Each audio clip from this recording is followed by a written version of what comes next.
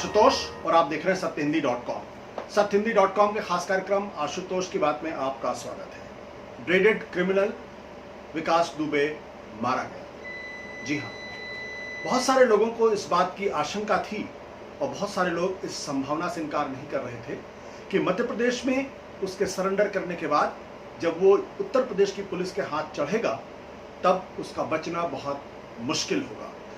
और मैं आपको बता दूं कि सत्यहिंदी.com ने कल ही अपने वेबसाइट पर इस बाबत एक खबर की थी, एक रिपोर्ट की थी, जब हमारे एक सहयोगी अनिल शुक्ला ने उत्तर प्रदेश के पुलिस के एसटीएफ के एक आदमी से बात की थी, जिन्होंने अपना नाम नहीं बताया था, लेकिन उन्होंने ये साफ तौर पे कहा था कि उसकी सांसें जो हैं अब हमें उसकी ज़रूरत नहीं है, सिर्फ हमें ये पता लगाना है कि कहाँ कहाँ गया था, कहाँ कहाँ छुपा था और किन लोगों ने उसकी मदद की थी।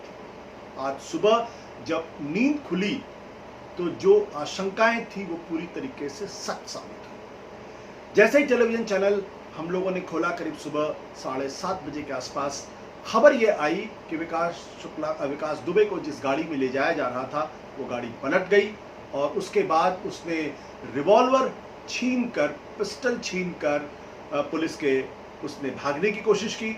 पुलिस ने उसको घेरा और घेरने के बाद आत्मरक्षा में उसको मार गिराया। करीब 7:26 के आसपास कानपुर के सीमा के पास गाड़ी पलटी है, ऐसा बताया गया है। उसके बाद 7:29 पर उसने रिवॉल्वर छीना है, ये जानकारी पुलिस की तरफ से आई है, और 7:38 पर उसको मार गिराया गया। उसके बाद उसके शरीर को जो है वो पड़ोस के एक हॉस्पिटल ले जाया गया और उस हॉस्पिटल में डॉक्टरों ने उसको ब्रॉड डेड घोषित कर दिया है। यह कहानी पूरी तरीके से फिल्मी नजर आती है। फिल्मी इसलिए नजर आती है क्योंकि अगर आप पूरे घटनाक्रम को अगर आप ध्यान से देखें तो ऐसा लगता है जैसे सब कुछ पहले से गढ़ा हुआ था। उत्तर प्रदेश की पुलिस ये तय कर चुकी थी कि किसी भी हालत में विकास दुबे को जिंदा जो है वो अदालत में पेश नहीं करना है।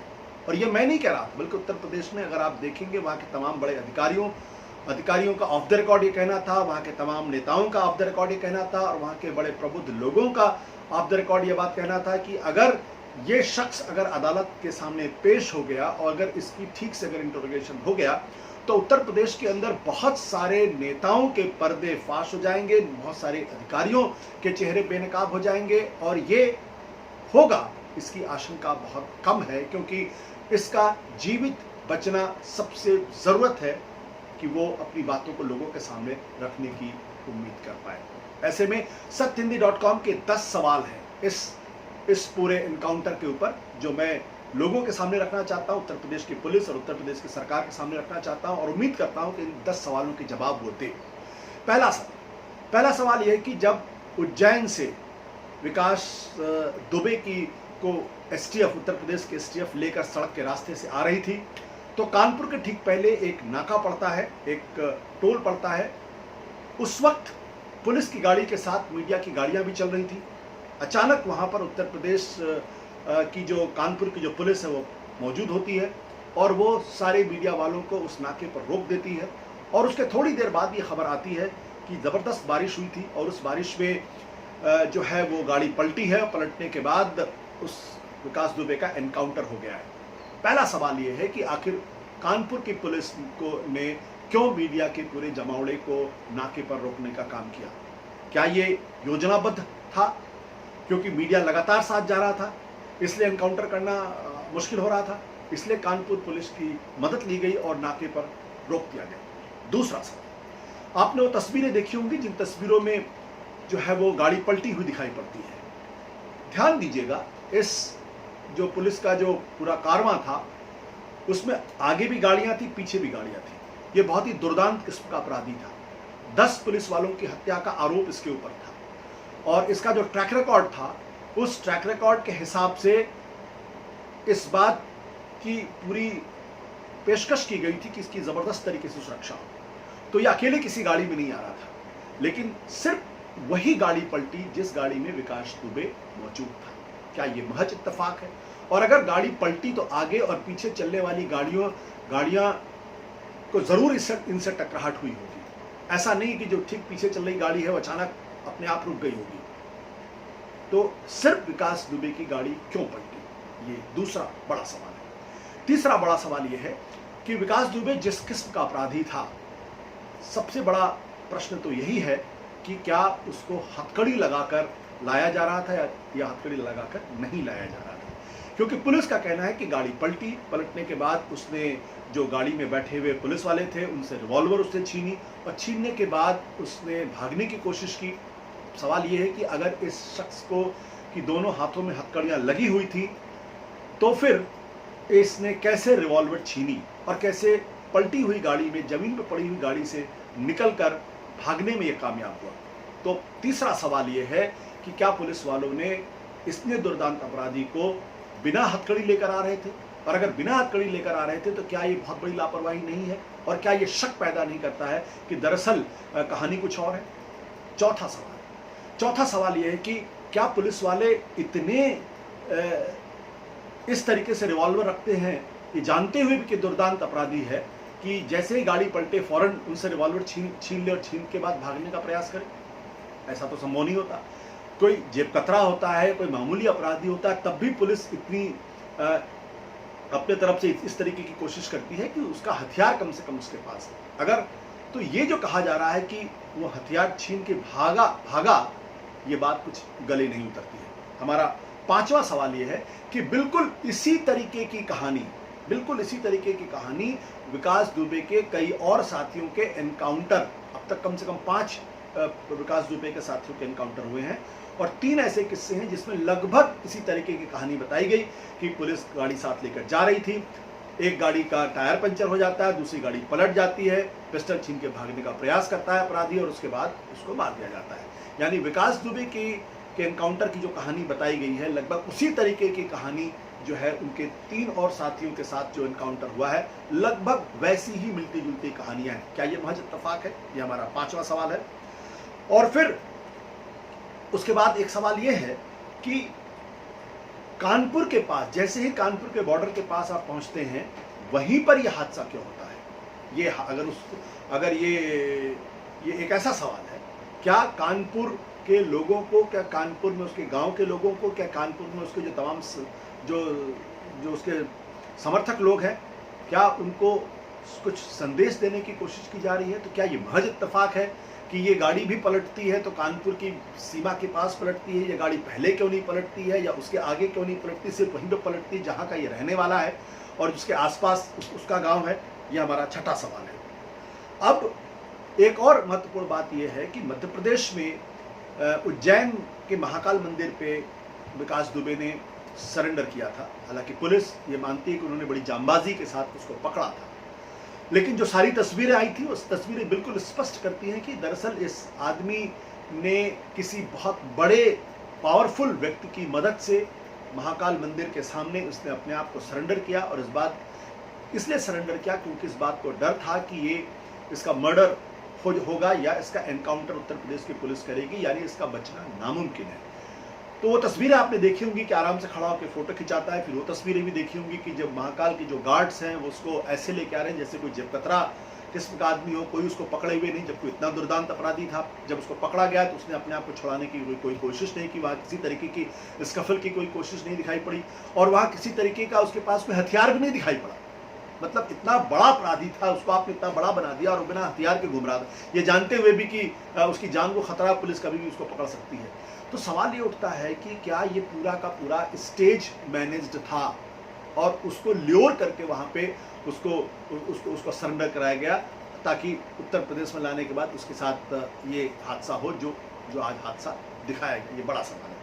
इसी के साथ साथ हमारा 7वां सवाल ये है। 7वां सवाल ये है कि मध्य प्रदेश की पुलिस ने पकड़ा जरूर, लेकिन पकड़ने के बाद उसको गिरफ्तारी उसकी नहीं दिखाई।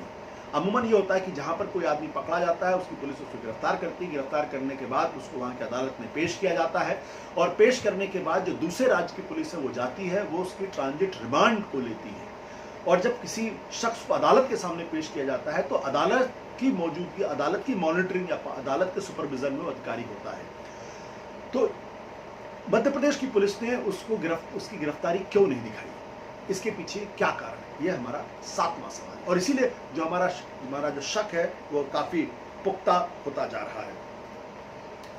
अब हमारा जो 8वां सवाल है वो ये कि विकास दुबे जो इतनी आसानी से पुलिस के हत्थे चढ़ जाता है महाकाल मंदिर में, एक तरीके से सरेंडर कर देता है, वही विकास दुबे जब उत्तर प्रदेश की पुलिस होती है तो गिरफ्तार की अवस्था में भागने की कोशिश करता है। जिस शख्स को अपनी जान का खतरा होता तो वो शख्स क्यों अपने आप को सरेंडर करता, पुलिस की गिरफ्त में क्यों अपने आप को पेश करता? क्योंकि उसको मालूम था कि अगर वो मध्य प्रदेश में अगर उसको वो अगर सरेंडर करेगा, पुलिस उसे गिरफ्तार करेगी तो जाहिर सी बात है उसको वहाँ की पुलिस उठा के उत्तर प्रदेश लाएगी। और अगर उत्तर प्रदेश में लाएगी तो फिर उसको अदालत में पेश किया जाएगा वहाँ पे और उसके साथ इंट्रोगेशन होगा। तो उसको ये मालूम था कि जहाँ कहीं भी हिंदुस्तान में सरेंडर करेगा उसको उत्तर प्रदेश की पुलिस के हत्थे चढ़ना ही चढ़ना है। तो जब उसको ये बात मालूम थी कि उत्तर प्रदेश की पुलिस के हत्थे चढ़ना ही चढ़ना है तो या तो पहले सरेंडर नहीं करता, और जब सरेंडर किया तो पुलिस की गिरफ्त से भागने की उसने कोशिश की, वो भी गाड़ी के एक्सीडेंट होने के बाद। वो भी हैरानी की बात है कि उसको किसी तरीके कोई चोट भी नहीं लगी, तो उसने क्यों भागने की कोशिश की? इस सवाल का जवाब उत्तर प्रदेश की पुलिस को देना चाहिए। इसके अलावा जो हमारा 9वां सवाल है वो ये सवाल है कि आज की तारीख में आप उत्तर प्रदेश में कहीं जाएंगे, कोई भी आदमी उत्तर प्रदेश की इस थियरी पर यकीन नहीं करेगा कि दरअसल विकास दुबे के साथ मुठभेड़ पुलिस की हुई है या आत्मरक्षा में पुलिस ने उसको मारा है। अब सवाल ये खड़ा होता है कि पुलिस उसको मारने के लिए क्यों इतनी ज़्यादा उतावली थी, या उसका एनकाउंटर करने के लिए क्यों इतनी ज़्यादा उतावली थी, उस गैंग के सारे लोगों को उड़ा देने में क्यों इतनी ज़्यादा उतावली थी? ये सवाल तो पूछा जाएगा।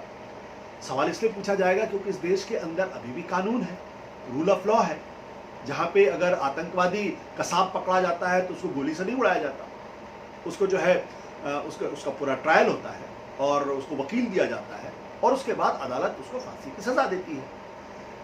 तो जब कसाब जैसे आतंकवादी को, जिसने सैकड़ों लोगों की जानें ली थी, उसको अदालती कार्रवाई का हिस्सा बनाकर उसके साथ पूरा ट्रायल होता है, तो फिर ऐसी कौन सी मजबूरी थी कि विकास दुबे के गैंग के सारे लोगों का सफाया किया जा रहा है और विकास दुबे भी एनकाउंटर में उसकी मौत हो जा रही है? ये सवाल तो पूछा जाएगा। ऐसे में सवाल ये खड़ा होता है, क्या विकास दुबे के पास ऐसे कुछ रहस्य थे कि अगर उससे पूछताछ होती, अगर वो अदालत के सामने पेश होता तो उत्तर प्रदेश के बहुत सारे लोगों के चेहरे पर से नकाब उतरता? और आखिरी सवाल जो है वो ये,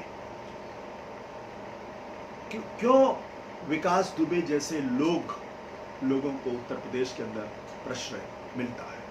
मैं ये सवाल इसलिए पूछ रहा हूँ क्योंकि 2001 में जब राजनाथ सिंह की सरकार थी उस वक्त इसी शख्स ने मंत्री पद का दर्जा पाए हुए एक शख्स की थाने में हत्या कर दी और उसके बाद ये शख्स जो है वो बाइज्जत बरी हो जाता है।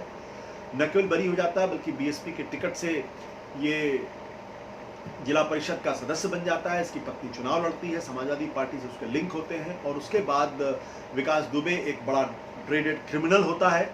लेकिन क्रिमिनल होने के बाद जो पिछले हफ्ते उत्तर प्रदेश सरकार की तरफ से उत्तर प्रदेश के हिस्ट्री सीटर्स, लिस्टेड अपराधियों की लिस्ट जारी की जाती है, उसमें विकास दुबे का नाम नहीं होता है। आप सोचिए कि जिस शख्स ने पूरे देश को हिला के रख दिया हो, जिसको इतना बड़ा अपराधी माना गया हो, उस शख्स का नाम उत्तर प्रदेश की लिस्टेड अपराधियों में सूची में उसका नाम नहीं आता है। और ये बात एक हफ्ते पुरानी बात है, कोई नई बात, कोई बहुत पुरानी बात, एक हफ्ते पुरानी बात है। क्या ये महज इत्तेफाक है? और क्या ये भी महज इत्तेफाक है कि जो सत्ता के गलियारों में कहा जा रहा है कि दरअसल उत्तर प्रदेश की सरकार में एक बहुत पावरफुल मंत्री है जिसने इस आदमी को हर कदम पे बचाया है और अब कोशिश ये की जा रही थी कि कानपुर के आसपास किसी इलाके से ये शख्स जो है वो टिकट पर चुनाव लड़े और विधायक बन जाए। ये महज इत्तेफाक नहीं है कि विकास दुबे का 2017 का एक वीडियो टेप रिलीज होता है जिसमें बीजेपी के 2 विधायकों के नाम वो लेता है और कहता है कि ये हमारी मदद कर रहे थे और हमारा उनके घर आना जाना उठना बैठना। 2017 की बात बता रहा हूँ। तो जो बीजेपी आरोप लगाती समाजवादी पार्टी पर, बहुजन समाज पार्टी पर आरोप लगाती है, वो उसका अपना दामन कितना साफ था, ये इस वीडियो से बिल्कुल स्पष्ट होता है। ऐसे में सवाल यही खड़ा होता है कि क्या इस एनकाउंटर, अगर ये एनकाउंटर नहीं होता, अगर विकास जिंदा होता, तो क्या बीजेपी के कई लोगों के चेहरे बेनकाब होते, क्या समाजवादी पार्टी के कई चेहरे बेनकाब होते, क्या बहुजन समाज पार्टी के कई चेहरे बेनकाब होते, और क्या पुलिस के कई उच्च अधिकारियों के चेहरे बेनकाब होते, क्योंकि कई उच्च अधिकारियों की फोटो उसके साथ दिखाई मिली है। तो इसका अर्थ स्पष्ट नजर आता है कि विकास दुबे की मौत शायद पूरा महकमा चाहता था, शायद पूरा पॉलिटिकल क्लास चाहता था, क्योंकि उसको लग रहा था अगर ये जिंदा बचा तो बहुत सारे लोगों को जीते जी मरना पड़ेगा। सत्य हिंदी के और वीडियोस को देखने के लिए हमारे YouTube चैनल को सब्सक्राइब करें और सीधे नोटिफिकेशन पाने के लिए बेल आइकन दबाएं।